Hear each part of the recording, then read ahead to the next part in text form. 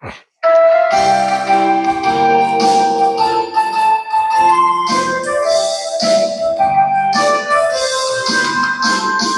대역길에서 목자 없는 양같이 모든 사람 길 찾아 헤맨다. 자비하신 하나님 독생자를 보내서 지금 너를 부르니 오시오. 이때라 이때로 열받을 때가 이때라. 지금 주께 나와 겸손하게 절하라. 구원함을 얻으리 얻으리. 험한 십자가 위에 돌 다시 살아나신 네 기쁘다. 죄인 구원하실 때 어서 주께 나와 크신 은혜 구하라 구하라. 이때로 주의 긍휼 받을 때가 이때라. 지금 주께 나와 겸손하게 절하라. 구원함을 얻으리. 주의 귀한 말씀에 영원 생명 있나니 주님 너를 용서해 주신다.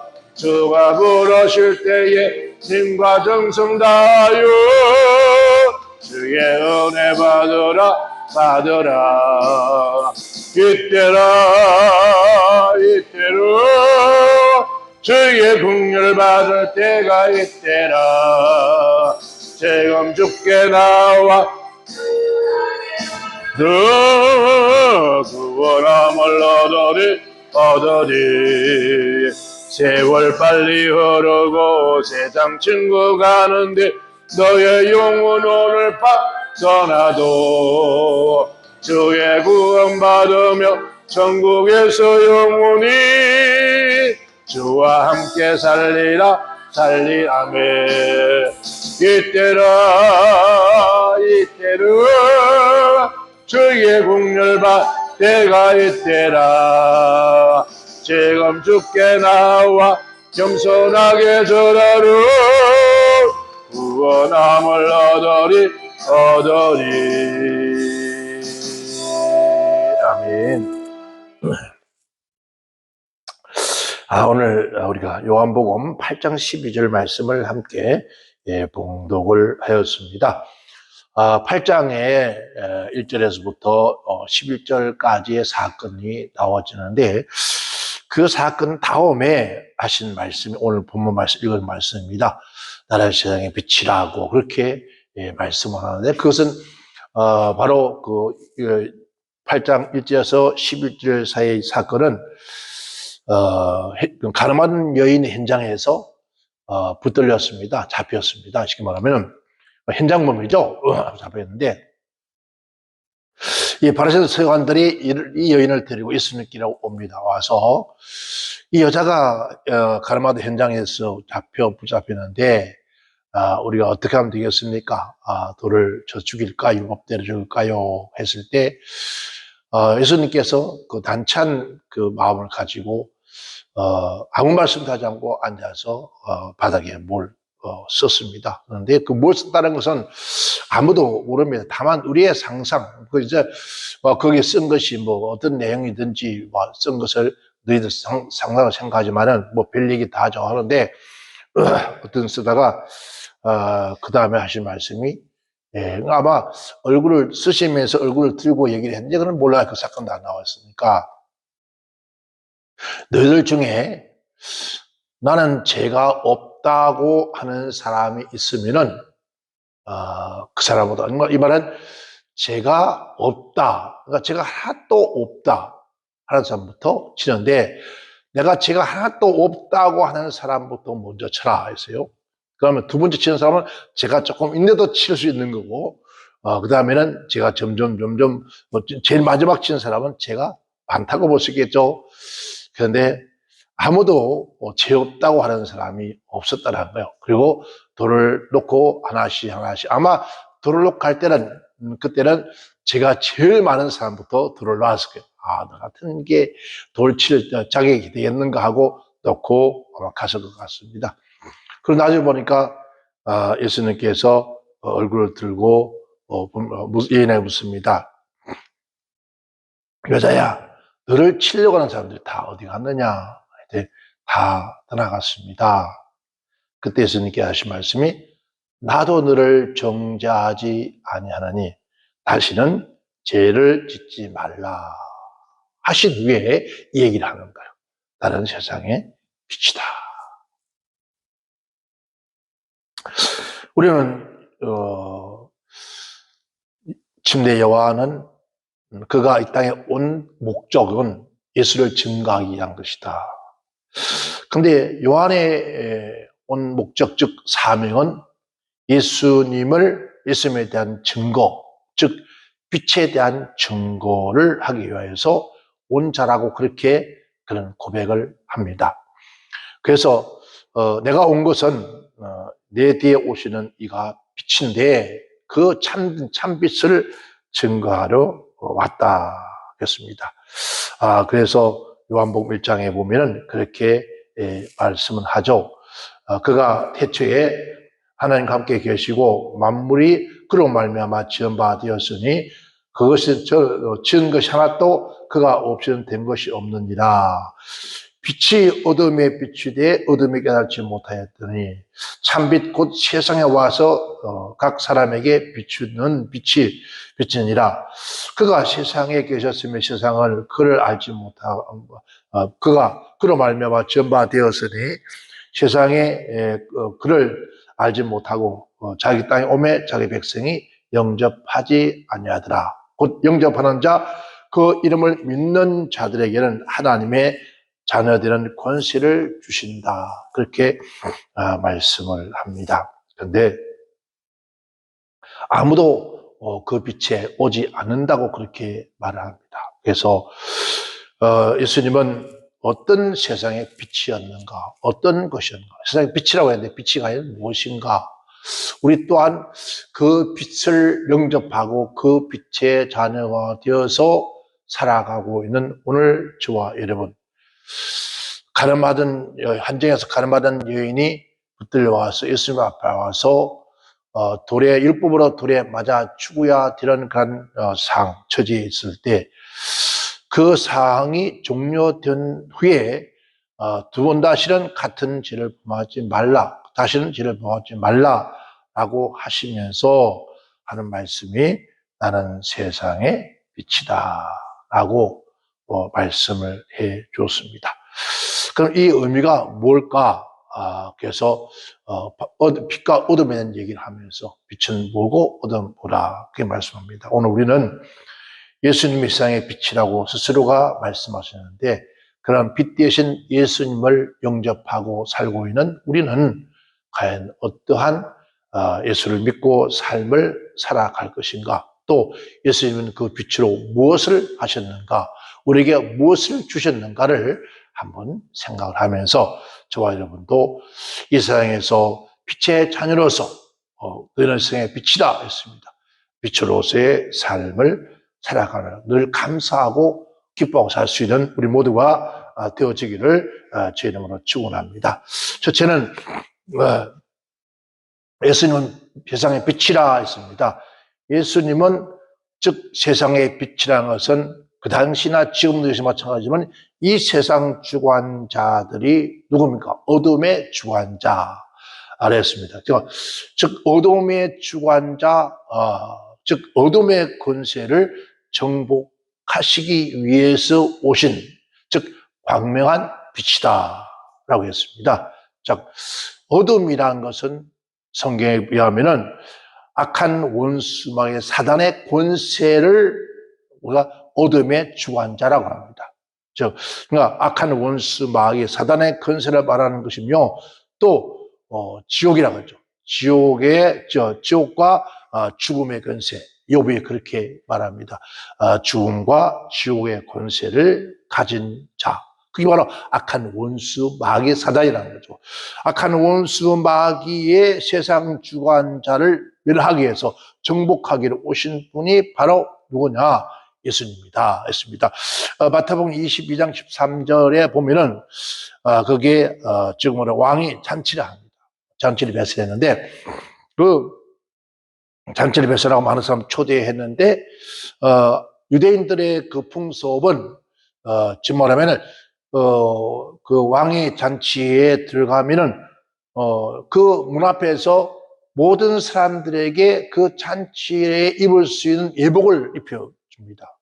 그런데 예복을 입혀서 다 들어갔는데 잔치가 한참 흥이 나서 이제 무르익어 가는데 그 주인이 이제 돌아봅니다. 지금 말하면은 잔치가 초대받은 사람들에게 인사하고 돌아보는데 그런데 어떤 사람이 예복을 입지 않고 그곳에 와서 잔치에 참여한 거예요.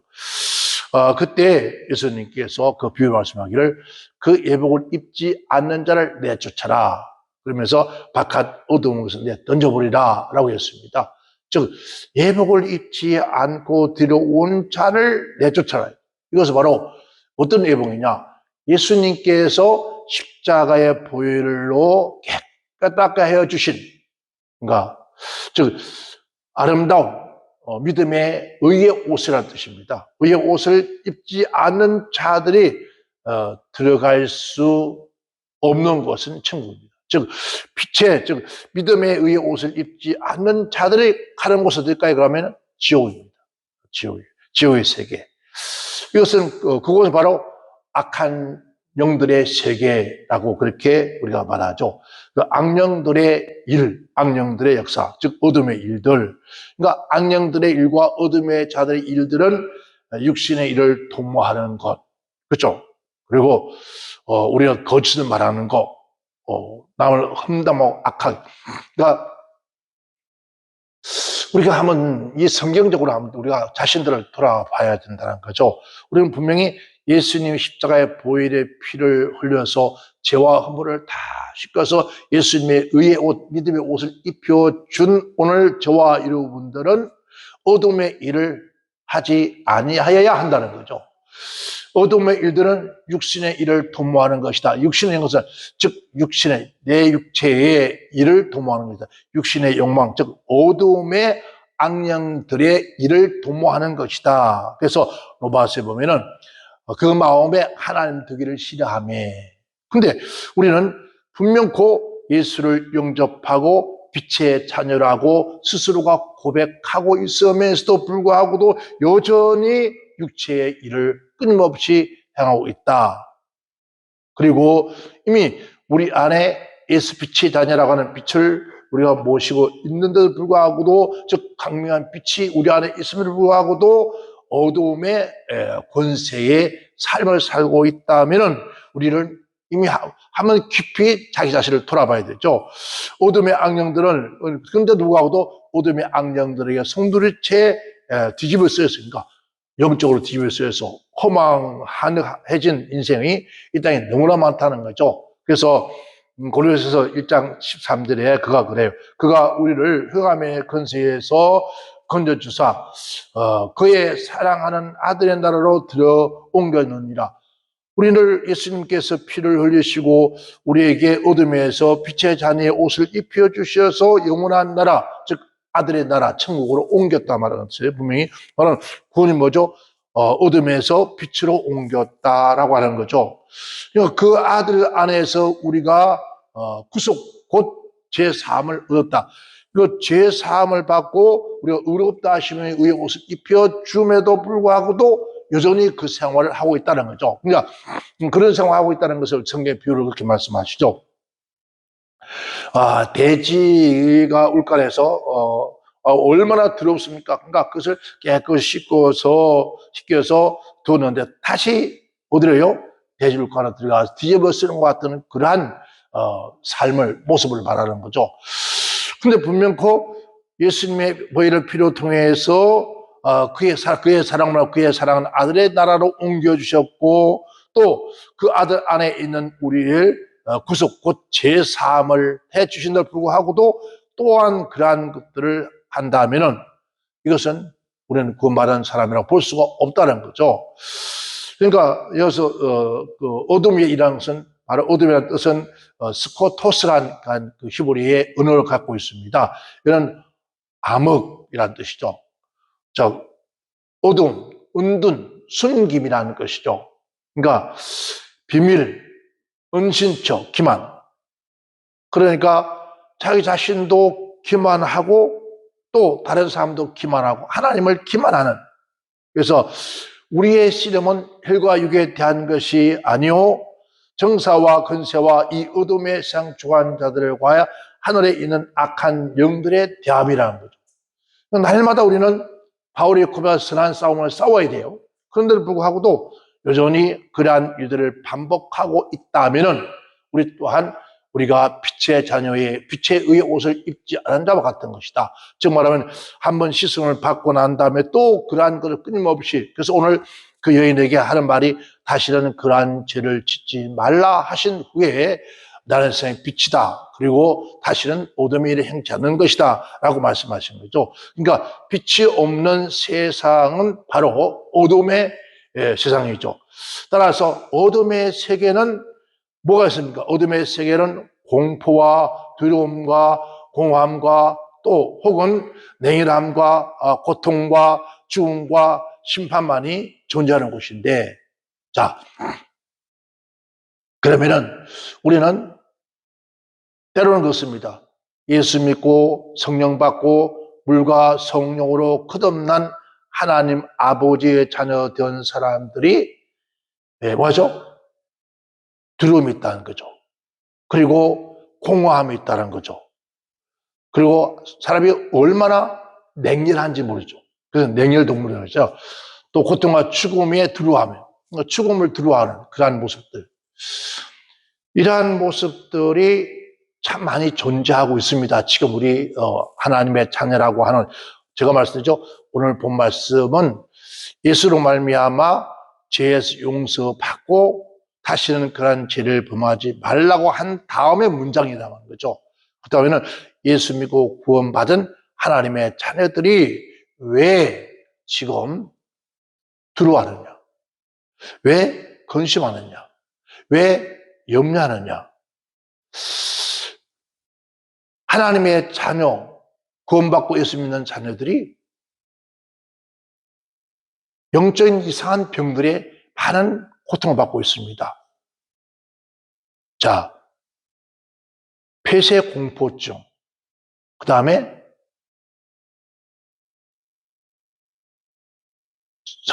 지금 많은 사람들이 앓고 있는 병이 공황장애.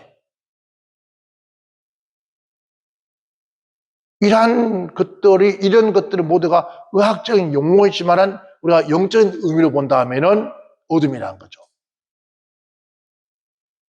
주님께서 분명히 말씀하십니다. 너희는 내 피로 구원받는 하나님의 자녀, 또 하나님의 자녀라면 뭐하죠? 두려워하지 말라 그랬어요. 염려하지 말라. 근심하지. 주님께서 무엇을 먹을까? 무엇을 마실까? 무엇을 입을까도 걱정하지 마라. 그런데 우리는 여전히 예수 믿기 전이나 지금에 여전히 꼭 같은 그러한 것들을 가지고 우리 고민하고 반복하고 밤에 잠을 이루지 못하고 공허합니다. 그렇다면은 우리가 진실로 우리 자신을 우리는 아까 했죠? 기만하지 말라는 거죠. 스스로를 숨기지 마라. 어떤 빛의 앞에는 절대로 숨길 수가 없다 그랬어요. 그런데 숨긴다는 거죠. 그러니까 우리는 진실한 마음으로 주 앞에 나와 회개하고, 우리가 하나님, 난 정말 이렇게 공허합니다. 아직도 내 마음속에 불안과 공포가 있습니다 하고 이 고백할 수 있는 그러한 자가 되어야 되는데 그렇지 못하는 거예요. 끊임없이 그걸 자기 자신도 기만하고 하나님 앞에도, 그러니까 하나님 앞에 숨길 수가 없다는 불구하고도 하나님 앞에 숨기는, 나는 안 그런 척한대. 안 그런 척합니다. 아무런 염려가 없는 것처럼 한다고요. 이게 바로 기만입니다. 여러분들이 아마 잘 알 겁니다. 불교에서 현재 우리 대한민국에 아마 불교에서 가장 고성이라고 하면 아마 성철이라 할 겁니다. 성철 스님이라 할 거예요. 그 나이 80세에 그들이 입적했다고 그러죠. 세상을 떠났습니다. 그 유명한 말이 산은 산이요 물은 무료다라고 하는 말을 했던 그러한 스님입니다. 근데 그가 임종을 얼마 두지 않고 했던 그 정말 그 고백이 있습니다. 그가 말하기를 사단이요 어서 오십소서. 나는 당신을 존경합니다. 예배합니다. 여러분, 그 스님이 부처를 사단이라고 했어요. 그러니까 사단을 섬겨왔다는 거죠. 그런다는 말이 당신은 본래 거룩한 부처입니다. 그러면 하는 말이 사단과 부처는 허망한 거짓 이름을 뒤집어 쓰고 있다. 모습은 추워도 이름은 없다. 다른 이름이 없다. 그러니까 다른 이름이 없다 그랬어요. 이 말의 의미를 보면은 즉 사단과 부처는 이름만 다를 뿐이지 하나다라는 거예요. 그 얘기를 했는 거예요. 그래서 스님 한 분이 묻습니다. 질문을 괴를 가르치면서 묻는데 부처는 지옥에 있다라고 얘기했습니다. 부처는 왜 지옥에 있는가라고 그렇게 질문을 하죠. 그런데 즉 말하면은 성철 스님이 했던 얘기를 불가해서 많은 사람들이 그렇게 유명한 스님이 부처가 사단이요? 사단이 부처라고. 그가 어디는 지옥에 있다고. 우리는 다 지옥 간다고. 그렇게 말을 했으니까 얼마나 혼란이 왔을까요? 그때 그들이 우리가 생각에 성경하는 깨달음이 많고 깨달음 많은 불자가 왜 지옥에 갑니까? 좋은 곳으로 갖는 걸 생각할 수 있습니다. 생각합니다. 그러나 부처는 즉 대자 대비할서 자비이기 때문에 그 마음이 어디에 있겠습니까? 그러니까 그 마음이 그 대자 대비하신 부처님의 마음이 어디 있겠느냐고. 그 마음은 잘못하여서 가고 있는 그 세계, 지옥 세계에 가 있는 그들에게 마음이 가 있습니다. 그래서 그들에게 마음이 가기 때문에 그들이 있는 곳에 즉 제도하기 위해서 그곳에 부처가 가 있습니다. 왜냐하면은 지옥에서 고통받는 중생들을 제도하기 위해서 그래서 부처가 지옥에 가 있다, 석가가 가 있다. 그렇게 얘기했습니다. 그리고 하는 말이 그러나 왜 그들을 제도하기 위해 지옥에 가 계신다. 스님 그럽니다. 수행을 많이 한 어느 스님이 또 질문을 합니다. 스님, 수행을 많이 하고 도의 경지에 선 자도 지옥 갑니까? 라고 질문해요. 이렇게 질문했더니 하는 말이 그래 말이에요. 내가 맨 처음에 지옥 갑니다. 그러니까 자기가 맨 처음 지옥 간다고. 스님께서 저는 잘못한 것이 없는데 도의 깊이가 깊고 또 서신 분이 어떻게 왜 지옥 갑니까? 라고 질문하죠. 질문하니까 극락을 가야지 왜 지옥을 갑니까? 라고 그렇게 질문해요. 그 스님이 말하기를 내가 지옥에 들어가지 아니하면은 당신을 만날 수 없습니까? 당신이 지옥 가는데 이 말이죠. 당신이 지옥 가는데 당신을 만나려면 어디를 가야 되겠습니까? 지옥 가요. 그래서 내가 지옥을 가야 당신을 만날 수 있어요. 왜? 당신이 지옥 오기 때문이다. 이 의미예요. 그러니까 당신이 지옥 가는데 내가 어떻게 극락에 가 있겠느냐. 진짜 놀라운 얘기잖아요. 우리 모두 지옥에 가야 합니다. 지옥이 어디입니까? 어둠이에요. 어둠이 있는 곳이 지옥입니다. 어둠 속에서 바로 그 어둠이 악한 원수마의 본질이 지옥이라는 거죠. 지옥에 간다는 거죠. 성철 스님이 80세에 입직을 했는데 그 딸이 하나 있었습니다. 있었는데 54년 만에 딸을 만났어요. 만나서 그 딸에게 그런 얘기를 마지막 남깁니다. 내가 인생을 잘못 선택했다. 우리 하나님께 우리 인간에게 자유의지를 줬잖아요. 내가 인생을 잘못 선택했다. 나는 지옥에 간다. 내 죄는 산보다 높고 바다보다도 깊은데 내 일을 어찌 내가 감당할 수가 있겠느냐. 내가 80년 동안 포교한 것은 다 헛된 것이다.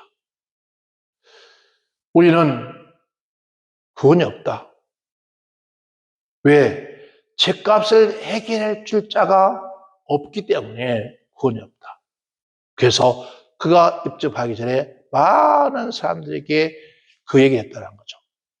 내 말을 믿지 마라.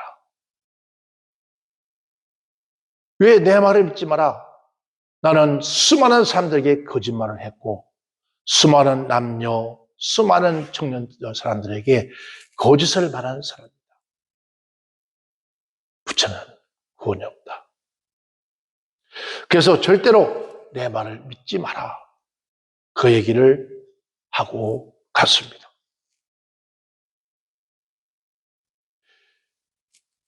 즉 극락세계가 없다는 거죠. 그러니까 원래 사단은 부처였다는 거죠. 그래서 절대로 내 말을 믿지 마라. 나는 거짓말쟁이였다. 나는 지옥 간다. 여러분, 그들의 세계는 기쁨과 소망의 번영이 축복이 없는 곳이죠. 눈에 보이는 화려한 아름답고 크게, 그러니까 이 세상에는 세상 주관 악한 원수막이기 때문에 악한 원수막에게 영혼을 판다는 겁니다. 여러분, 부자로 살고 화려하고 명예가 높고 한 이 모든 사람들이 다 악한 원수 마귀 사단에게 자기의 영혼을 팔았다는 거죠.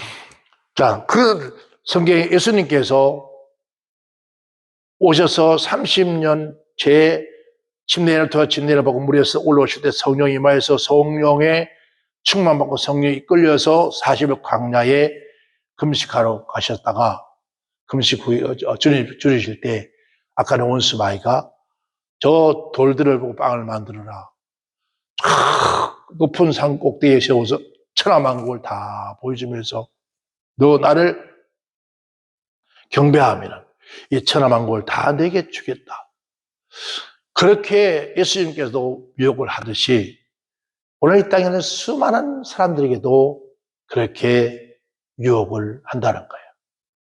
자기는 자기 자신이 그러한 것을 알지 못한 채 자기 영혼을 팔아 그리고 그를 경배하고 그를 추종하고 그를 찬양한다는 거죠. 그런데 예수 믿는 사람들은 그런 얘기합니다. 그렇죠? 왜 하나님 믿지 않는 사람들은 저렇게 다 잘 사고 행복한데 우리는 왜 이렇게 못 삽니까? 라고 그렇게들 우리가 말을 하는데 그냥 그들은 영원하지 못 잠깐 있다가다 그래서 비유 말씀하기를 아침에 피었다가 없어지는 안개와 같고 화려한 아름다운 꽃이 얼마나 가느냐. 그러나 그 꽃들은 하나한 순간에 사라진 것처럼 저들이 화려함이 사라질 것이다. 그러나 너희는 영원할 것이라는 거죠. 그래서 우리는 지금 정말 진심으로 예수님을 나의 구주로 영접하고 예수님의 세계, 빛의 세계로 우리는 나아가야 됩니다. 우리는 빛의 삶을 살아야 돼요. 그래야 우리에게 영원한 하나님의 은혜가 있는 거예요. 여러분, 그런 말이에요. 우리가 지금 이제 우리 기독교 목사님들은 스님 그러면 왜 존경하느냐 그런 말을 하는데 그래서 하고 만다 그래요. 여러분, 주님께서 말씀하셨잖아요. 악한 왕이라도 너희는 존경하라 그랬어요. 스님이라서 그거 그 님자를 붙였다고요? 그게 뭘 중요한 것이 아닌데, 사람들 그래요. 그런데 성철 스님 같은 건 세계적인 성자예요. 하셔도. 우리 한국 사람이지만은, 인도고 엄청 불교는 다 가서 설법을 했잖아요. 근데 그가 하는 말이, 나는 거짓말쟁이였다. 근데 이것이 그 성철만 뿐만 아니라, 내가 거룩해야 돼요. 당신은 바로 사단이고, 내가 사단 당신을 예배하고, 당신을 존경합니다. 당신을 섬겨왔다는 거예요. 그런데 이런 얘기가 어디서 또 나왔습니까? 여러분, 저 천주교회에, 12월 24일 날 성탄절 전야에, 성탄절 날, 신부가 그 얘기를 했습니다. 사단이요, 우리는 어서오소. 당신을 경배합니다. 당신을 찬양합니다. 미사 때요. 이런 꼭 같은 얘기를 합니다. 여러분, 우리는 생각할 때 그러잖아요. 예수가 계시는 곳은 그곳은 천국이다. 그죠? 예수가 지옥 갈 수도 천국이다. 지옥인데 천국인 거예요? 아니, 그럴 수는 없어요. 왜냐하면 이 말은 예수님이 각은 지옥도 천국으로 변하기 때문에. 우리는 지옥 가기 위해서 예수 믿는 것이 아닙니다. 천국 가기 위해서. 또 하나님하고 약속입니다. 사망에서 생명으로, 지옥에서 하나님의 나라, 아들의 나라로 옮겨오기 위한 것이죠. 그러니까 그 나라 가기 위해서는 예수를 믿는 거예요. 그런데 그러면 그 나라는 뭡니까? 그 나라는 예수님은 빛인데 우리는 왜 어둠의 일을 하고 있느냐? 빛의 일을 해야 돼. 빛의 자녀로서 빛의 삶을 살아야 되는데 왜 어둠의 자녀들처럼 하느냐? 그러면 우리 또한 빛의 자녀가 아니라 어둠의 자녀라는 거예요. 요한복음 20장 36절에 너에게 아직 빛이 있는 동안에 빛을 믿으라. 그러면은 빛의 아들이 되리라. 오늘 저와 여러분 예수님을 빛이 했습니다. 그 빛을 예수를 믿으라. 그러면 너도 빛의 자녀가 되리라. 즉 어둠의 자녀들처럼 행치 않는다는 거예요. 그런데 빛의 자녀가 어떻게 어둠의 누구처럼 자녀처럼 행하느냐. 빛이 있는 동안에 다녀 어둠에 붙잡지 아니하다. 빛이 있는 어둠에 붙잡지 않는다. 어둠에 다니는 자는 그 가는 발을 알지 못한다. 그러니까 어둠에 다니는 자는 그가 어디로 가는지 알지 못한다. 그러나 우리는 예수님은 그는 어디서 왔으며 어디로 가는 걸 안다. 우리도 마찬가지죠. 그런데 그래도 불구하고도 끊임없이 하나님의 자녀라고 우리 스스로가 믿고 고백하면서 여전히 어둠의 자녀들과 같은 마음을 가지고 어느 행동을 산다면 이건 빛의 자녀가 아니다라는 거죠. 두 번째는 그렇습니다. 예수님은 죽음의 권세를 뭐 하신 분이죠? 정복하신 분입니다. 그래서 어둠은 누굽니까? 죽음이에요. 죽음을 정복한, 즉 생명의 빛 되시는 분이 주님이시다는 거죠. 인간에게는 가장 큰 공포가 뭐죠? 죽음의 공포예요. 사람은 왜 두려워합니까? 돈이 없어서 두려워하는 게 아니에요. 병들어서 두려워하는 게 아니에요. 왜? 죽을까 봐 그러는 거예요. 죽음은 이 어느 누구도 피할 수가 없다 그랬어요, 성경에. 피할 수 없다. 죽음 앞에는 남녀노소가 없다는 거죠. 빈부귀천도 없다는 거죠. 그리고 동서고금을 막론하고도 누구에게나 같이 찾아오는 것이 바로 죽음의 법칙이다. 이게 하나님의 법칙이에요. 너는 정령 죽으리라. 이게 하나님의 법칙이거든요. 그래서 톨스토이는 그런 얘기를 했습니다. 죽음은 누구에게나 기다리고 있으며 죽음처럼 확실한 것은 세상에 없다. 분명히 온다는 거예요. 누구나 다. 이 죽음은 어디서 왔습니까? 에덴 동산에서 선악과의 법칙을 어겼던 인간의 조상이었던 아담의 범죄로부터서 모든 인류가 다 왔다. 그래서 히브리 기자는 말합니다. 9장 27절에 한 번 죽는 것은 사람에게 정한 것이다 했습니다. 한 번 죽는 것은 이미 사람에게 정해져 있다는 거예요. 이 세상은 누구도 해결할 수 없는 오직 죽음, 이 죽음만을 오직 누가? 예수님만이 해결할 수 있는 분이다. 아까 성철 스님이 말한 것처럼 우리는 구원이 없다. 구원은 제사함을 받아야 되는데 제사해 줄 어느 누구도 없다. 그런데 우리 기독교는 예수님은 우리의 모든 죄를 사하는 권세가 있다는 거죠. 첫 아담은 에덴으로부터서 인류에게 영원한 죽음을 가져다 줬지만은 그러나 마지막 아담 예수는 어디였어요? 갈보리 언덕에서 십자가에서 그가 매달려서 온 인류의 모든 죄와 저주를 담당하시면서 내가 다 이뤘다 하시고 우리에게 뭘 줬습니까? 영원한 생명을 주시는 주님이라는 거죠. 그 영원한 생명을 주는 우리의 죄를 사해주고 용서하고 죄 사함받고 우리에게 영원한 생명을 주는 예수를 믿고 사는 것이 얼마나 복인지 몰라요. 여러분 정말 예수 믿는 하나님 자녀들은요, 내가 죄 사함받고 내가 정말 영원한 나라에 갈 수 있는 생명의 나라에 갈 수 있는 그러한 것을 우리가 선물로 받았다면 늘 감사하고 살아요. 그 전도 믿는다면은. 그래서 주님 말씀 아까 보면서 요한 8장 12절 나라는 세상의 빛이라 그랬습니다.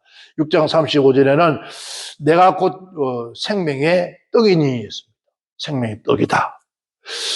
내가 생명수의 샘을 목마른 자에게 주리라 그렇게 말씀을 했습니다. 예수님은 우리에게 뭘요? 자, 악한 원수 막에는 결국 우리에게는 뭘 주면 죽음을 갖다 주지만은 예수님은 우리에게 생명을 주는 거예요. 그 생명을 주신, 그래서 예수를 영접해 살고 있다면 나는 영원한 생명을 내가 소유한 자예요.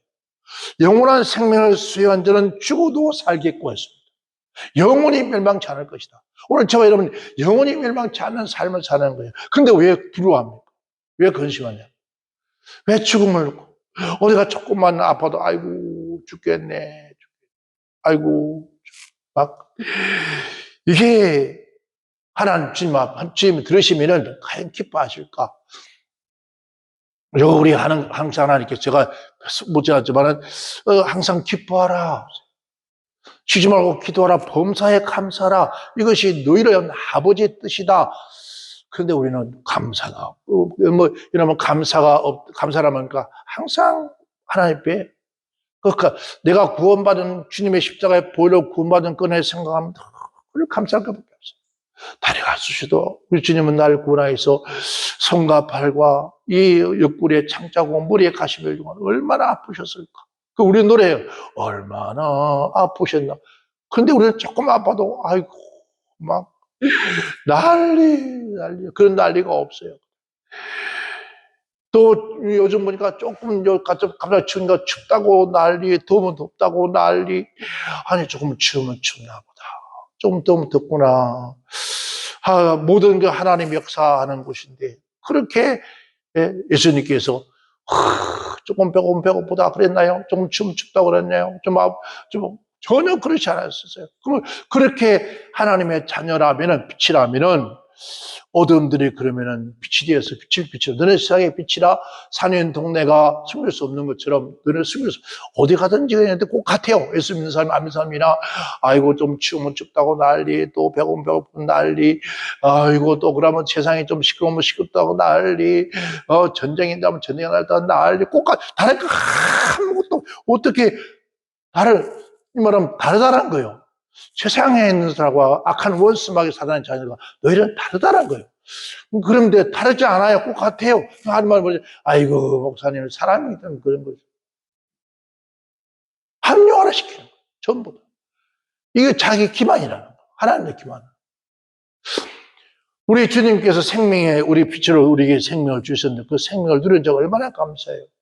그런데 그런 것들을 가지고 우리가 안 믿는 민자 꼭 같다는 거예요. 꼭 같다. 달라야 한다. 우리 모두는 생명의 빛을 가졌으니 생명의 빛을 가진 자처럼 살아가기를 좀 축원합니다.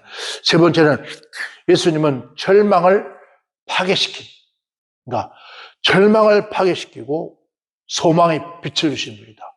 그러니까 소망의 하나님께서 했습니다. 이 세상은 돌아보면 소망이 없어요. 소망이 없는데 그 소망이 없는 곳에 소망이 있게 하신 분 주님이다.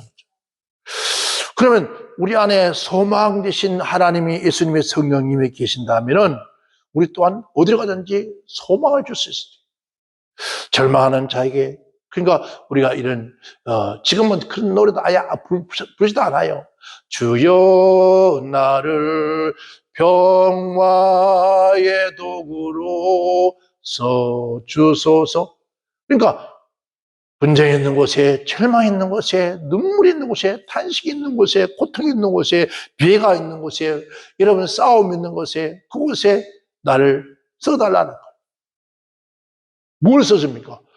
분쟁이 있는 곳에 화합, 절망이 있는 곳에 희망, 소망을 주는 거예요. 근데 그 사람이 와도 여전히 낙심, 절망, 오히려 더 절망이 많아요. 불평하고 불만하고. 여러분, 이러한 것들이 오늘 우리 그리스도인에게서 나오면 안 된다는 거예요. 너는 다시는 죄를 짓지 마라 하고 난다면 빛이다 하는 얘기죠. 그래서 주님은 우리 절망을 파괴하고 소망을 주신 분이 주님이시다. 이 세상에는 소망의 등불이 여러분 바로 주님이다. 그래서 소망의 등불이 점점 꺼져가는 세상. 그리고 끊임없이 절망과 공포 속으로 몰아넣는 악한 원수마귀의 이 역사. 그러니까 우크라이나 전쟁, 이스라엘 전쟁도 중동 이라니까 사람들이 요즘 요한계시록 종말론을 들고 나와서 자꾸 사람들에게 뭘 희망하지, 그러한 것들을 가지고 그 모든 성경이 이 세상에 종말에 와도 그건 우리에게는 소망을 주는 거예요. 거꾸로. 그렇잖아요. 이 세상의 멸망이 오면은 우리는 영원한 소망을 갖는다는데, 그럼 소망을 줘야 되는데 계속 두려움을 주고 절망을 주고, 이게 하나님의 말씀이 아니에요. 그러면은 예를 들어서 만약에 마지막 때 7년 대환란이 있다 합시다. 7년 대환란이 와서 막 전쟁이 나고 아마도 전쟁이 나고 그러면은 이 아마 전쟁이 마지막이니까 우리는 어떻게 해야 돼? 기뻐하고 즐거워야 돼. 왜? 우리가 이제 이 세상의 모든 세상이 끝나는 날이, 끝나는 세상이 가까워 있습니다. 끝나니까 고생이 딱, 여러분, 내 고생이 끝날 날이, 그러니까 오늘까지 힘들고 고달픈 그런 인생의 삶을 걸어오는데 내일이면 로또가 터진다 생각해봐요. 내일 누군가가 100억을 준다 생각해봐요. 확실하게. 아니, 받았어요. 뭘 받았을까요? 수표를 내일 날짜까지. 얼마짜리? 1,000억을 받았어요. 그렇죠? 내가 지금 가지고 있습니다. 그럼 1,000억까지 있으면은 여러분, 내일 되면 어떻게 돼요? 내일이면은 다 끝나. 오늘 막 카드 빚쟁이 와서 막 난리가 쳐. 그걸 해요? 들어해요? 비웃어요, 오히려. 웃기지 마, 까부지 마. 오늘은 끝이야. 오늘은 끝이라고. 들리네, 큰 나팔 소리. 들려오는데, 내일은, 오늘은 밤이면 끝이요. 그러니까 잠잠에 얼마나 감사해요. 희망이 넘치죠. 밤에 2달 벽 잠을 자잖아요. 왜? 내일이면 끝인데. 그럼 이런 것들이 점점 그런 날에 가까워지면 그걸 들고 점점 희망이 더 생기는 거예요. 세상 사람은 절망하지만 우리는 점점 뭐 합니까? 이게 만약에 기간이 한 달 남았다. 다른 사람들 한 달 동안에 고통하고 기도하고 슬퍼하고 1,000억을 지금 가지는데 한 달만 있으면 다 끝나는데, 그러면 그날이 가까우면 가까워서 29일 남았다, 28일 남았다, 27일 남았다, 26일 얼마나 감사. 근데 세상 사람들은 아이고 어떻게 왜? 그걸 해결할 수 있는 길이 없으니까. 날에 가서 다 절망하지만 우리는 날에 가면 시간이 가면 갈수록 점점 희망이 넘치잖아요. 안 그래요? 근데 왜 사람들에게 자꾸 절망하게 만드냐? 이게 사단의 역사예요. 왜 근심하게 만드냐? 왜 두렵게 만드냐? 이게 사단의 역사라는 거죠. 그러니까 제가 보니까 그 종말론이나 기도하신 분들이, 그 사람들이 끝말이 안 좋더라고요. 끝 인생이 안 좋아요. 전부 다 이 상황에 죽어요. 왜? 거짓말이거든요. 하나님 말씀과 정반대로 했다는 거예요. 하나님의 뜻과 하나님의 성령 정반대로. 우리는 깨어있으라, 건신하라, 더욱더 일어나라, 너희가 기도하라. 왜? 우리에게 소망을 주시는 거죠. 내가 만날 날이 얼마 안 남았어. 내일 만약에 사랑하는 애인을 아직 해외 나갔다가 내일 들어오는데 얼마나 밤에 잠이 오겠어요. 그러나 막 잠이 안 오고 막 기다려지는 거예요. 막 즐거워지는 거예요. 밤이 또 한 사람은 그 사람 잠이 안 와. 기다린 게 아니라 들어왔어. 내일 들어오면 맞아 죽는 거예요. 왜? 바람 피웠으니까. 그러나 끝까지 신랑을 기다리는 사람은 내일 막 들어온다니까 얼마나 마음이 참 싱숭생숭하는 거야. 그리고 나 아침에 눈 뜨자마자 이미 비행기가 도착할 날도 시간 더 10시간 남았는데 아침부터 못 갈아입고 화장하고 난리 치는 거지. 그런데 또한 여인은 어떡할까요? 어디로 도망가야지. 똑같은 거예요.